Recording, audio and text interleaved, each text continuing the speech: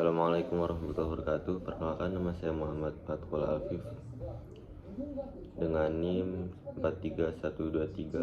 431230100375 dari Fakultas Ekonomi Bisnis, Program Studi S1 Manajemen.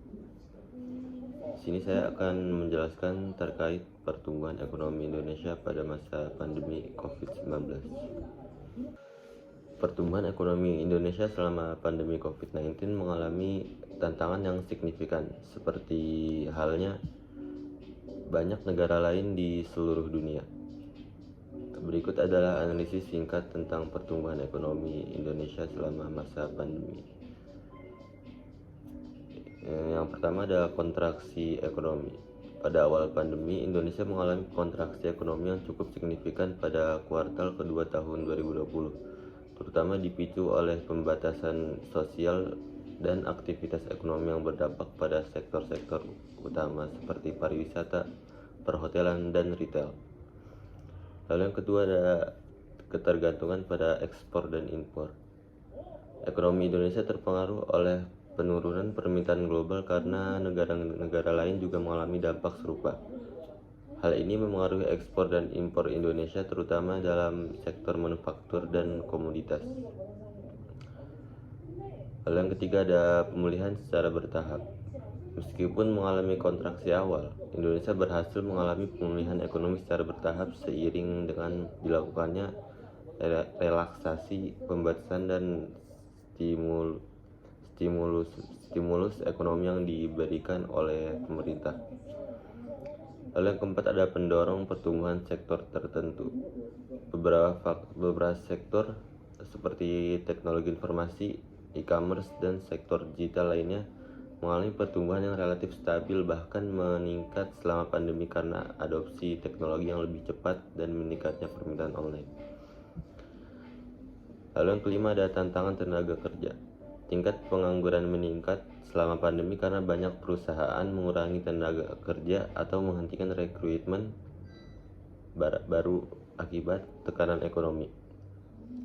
Lalu yang keenam ada kebijakan pemerintah. Pemerintah Indonesia mengambil langkah-langkah kebijakan seperti stimulus fiskal dan moneter,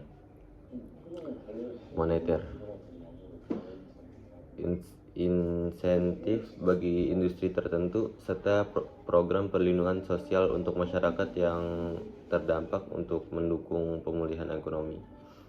Lalu yang terakhir ada keterbatasan akses kesehatan.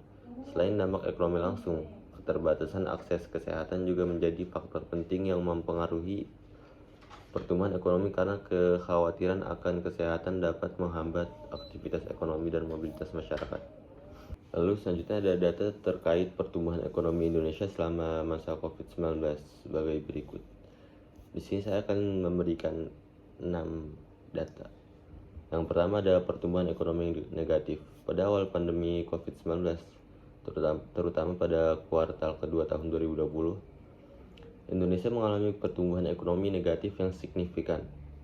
Angka pertumbuhan negatif tersebut mencerminkan dampak dari pembatasan aktivitas ekonomi dan sosial yang diberlakukan untuk mengendalikan penyebaran virus. Lalu yang kedua ada pemulihan secara bertahap. Setelah periode kontraksi ekonomi, Indonesia mulai mengalami pemulihan ekonomi secara bertahap. Pemerintah mengimplementasikan berbagai kebijakan stimulus fiskal dan moneter untuk mendukung pemulihan ekonomi dan mendorong pertumbuhan sektor-sektor tertentu. Lalu yang ketiga ada kontribusi sektor digital dan teknologi. Selama pandemi, sektor digital dan teknologi seperti e-commerce, fintech, dan layanan digital lainnya mengalami pertumbuhan yang signifikan. Adopsi teknologi dan perubahan perilaku konsumen menuju platform online turut mempengaruhi dinamika ekonomi nasional.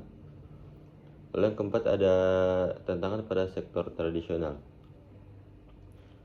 Sementara itu pada sektor-sektor tradisional seperti pariwisata, perhotelan, dan retail, fisik mengalami tantangan besar akibat pembatasan perjalanan dan penurunan aktivitas konsumen.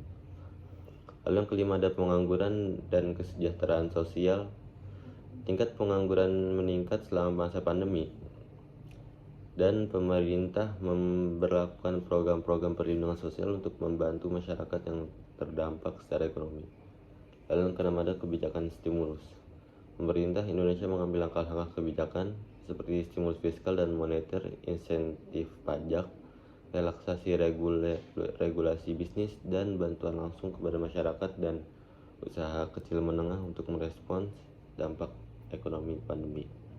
Oke, mungkin cukup sekian video dari saya, kurang lebihnya mohon maaf. Assalamualaikum warahmatullahi wabarakatuh.